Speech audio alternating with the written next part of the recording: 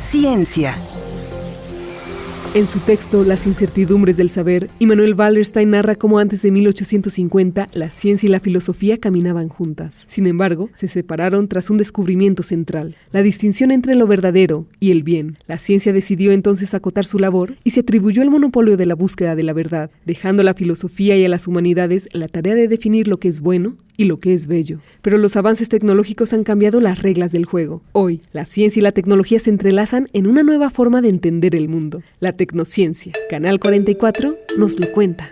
Hay un sentido fuerte de entender la palabra tecnociencia como una nueva modalidad de producir ciencia y tecnología. Es decir, hay algo nuevo, hay una nueva manera de hacer ciencia y tecnología. No se trata de que haya ciencia distinta ni que haya tecnologías distintas. Simplemente una nueva forma de hacer tecnología. Y entonces a eso es a lo que se le llama tecnociencia en un sentido fuerte. Algunos autores, por ejemplo, como el historiador de la ciencia Eric de Sola Price, propone una distinción más bien cuantitativa. Propone una distinción entre modelos de producir ciencia y tecnología cuantitativa. Habla de una microciencia versus una ciencia de mayor escala, una macrociencia. Hoy en día esta microciencia la podemos ver como la ciencia universitaria. La ciencia que hacemos desde los entornos universitarios, que siempre va a ser una ciencia de pequeña escala, con recursos limitados, etc. En cambio, propone este autor que hay macrociencia, hay macroproyectos que empezaron a surgir en el siglo XX, proyectos principalmente encabezados por los estados. Estos macroproyectos usualmente los desarrollan las empresas paraestatales. Como ejemplo podemos mencionar entonces en México a Pemex, el Seguro Social, que son empresas paraestatales que desarrollan megaproyectos científicos y tecnológicos. Y hay una tercera forma, una tercera modalidad de hacer ciencia y tecnología, que no es ni esta ciencia universitaria ni la ciencia paraestatal, sino la ciencia ya empresarial y particular. Es decir, se argumenta que en el siglo XX, a mediados del siglo XX, 70s, 80s, con el surgimiento precisamente o con la comercialización de las TIC, las llamadas TIC, tecnologías de la informática y la comunicación, surge una nueva manera de hacer ciencia, que son las empresas particulares que únicamente buscan la mercantilización, únicamente buscan la plusvalorización del capital originalmente invertido, pero que le apuestan a que su elemento de innovación sea la investigación científica y tecnológica. Y entonces empiezan a surgir muchas empresas. Hoy podremos citar, por ejemplo, Neuralink de Elon Musk. Podemos citar, por ejemplo, Calico, que es filial de Google. Podemos citar Genoma Lab y muchas otras empresas que a eso le apuestan. Le apuestan al desarrollo de ciencia y tecnología, pero siempre con un fin mercantilista. El único objetivo es generar un producto, generar una mercancía para colocarla en el mercado. Los ideales modernos eran que la ciencia resolviera los problemas de la humanidad. Es decir, teníamos una ciencia que debería estar al servicio de lo público, pero en cambio estamos viendo que hoy en el siglo XXI la ciencia está haciendo todo lo contrario, está poniéndose al servicio del particular y de la mercantilización.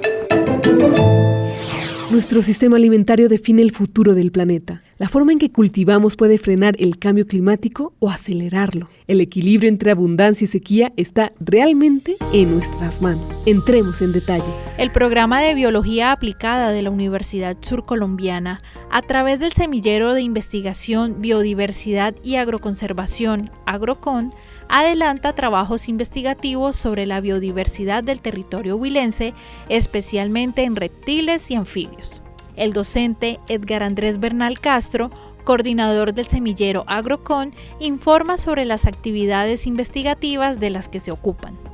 Aplicamos el tema de la ecología, ahí nos interesa saber específicamente cómo se distribuyen los organismos en el ecosistema. Ellos no se distribuyen de manera homogénea, hay algunos que están asociados a unas coberturas en particular, incluso hay algunos que han migrado a los cultivos, por ejemplo, o migrado a las casas. En algunos casos, por ejemplo, todos conocemos la salamanquejita común, le dicen brujita, cuqueca, tiene 1000 nombres comunes, ¿sí? Esas pequeñas salamanquejas, de hecho, ni siquiera son nativas de Colombia. Ellas llegaron hace como 400 años en los barcos europeos que traían afrodescendientes de África y demás. Y estos organismos tienen la particularidad de que se asociaron fuertemente a las casas. De hecho, sí ha habido casos donde uno los encuentra por ahí en el monte, pero es muy raro.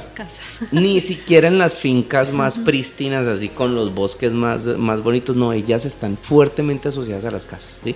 Entonces hay animales que han migrado a las diferentes unidades de paisaje de las fincas y demás, y eso también nos interesa saber, porque no sabemos si esos cultivos están siendo fumigados o qué tipo de manejo se les da, y asimismo podemos establecer estrategias donde el animal se mantenga en los agroecosistemas y en algún caso se potencie para que con unos pequeños arreglos estos animales puedan vivir de manera óptima y puedan darle incluso un plus al cultivo, pueden ser controladores biológicos. El solo hecho de que se mantenga más diversidad en un agroecosistema es algo a lo que se está atinando hoy en día. Los monocultivos, digamos que son muy eficientes en términos de rendimiento, pero son pésimos ecológicamente, o sea, no generan sino... es que se rompe el equilibrio. Sí, o sea, solo generan en términos generales ganancias económicas, pero hasta la tierra se desgasta de una manera muy, muy brutal. Cuando ya integramos cultivos mixtos con diferentes arreglos y demás, podemos mantener cultivos sanos. Obviamente falta mucha investigación, pero el ideal es arrancar con eso, comprender y cómo mejoramos esas condiciones ecológicas en los agroecosistemas. Para el Noticiero Científico y Cultural Iberoamericano, desde Radio Universidad Surcolombiana 89.7 FM, informó Tania Montano. En lo profundo de las selvas africanas, los chimpancés disfrutan sin saberlo de una copa natural, lo equivalente a media pinta de cerveza. Investigaciones recientes revelan que estos primates consumen pequeñas dosis de alcohol al comer fruta fermentada, lo que podría explicar que nuestro gusto por el alcohol tenga raíces mucho más antiguas de lo que imaginábamos, quizás heredadas de nuestros parientes evolutivos más cercanos. F tiene la información. Un estudio realizado con chimpancés respalda la teoría de que las personas habrían heredado de los primates su gusto por el alcohol. Según los datos de la investigación publicada en la revista Science Advances, los científicos recolectaron frutas maduras y fermentadas que los chimpancés comen y midieron su contenido de etanol, que se produce cuando el azúcar se fermenta. Calcularon así que lo consumido equivale a que los chimpancés bebieran medio litro de cerveza al día, que son alrededor de 14 gramos de alcohol. Los investigadores sostienen que no es una cantidad insignificante de alcohol, aunque está muy diluido y está más asociado con los alimentos. La investigación está en línea con la teoría del mono borracho, defendida hace más de una década por el biólogo estadounidense Robert Dudley, coautor del nuevo estudio. Esa teoría habla del gusto de los humanos por el alcohol heredado de los primates. Inicialmente la teoría fue recibida con escepticismo entre los expertos, pero ha ganado fuerza a medida que estudios muestran que algunos primates consumen frutas fermentadas y cuando se les da a elegir néctares con diferentes cantidades de alcohol, prefieren el que tiene más alcohol. El estudio plantea preguntas sobre las consecuencias biológicas y de comportamiento de la exposición crónica a bajos niveles de etanol para los primates no humanos. Otra pregunta sin respuesta es si los chimpancés buscan activamente frutas alcohólicas o simplemente las comen cuando las encuentran. Los investigadores dijeron que no lo sabían. Indicaron que seguirán estudiando el consumo de alcohol de estos animales para aprender más sobre los orígenes del consumo humano de alcohol y evaluar sus riesgos y posibles beneficios. Esto fue Ciencia en NSC.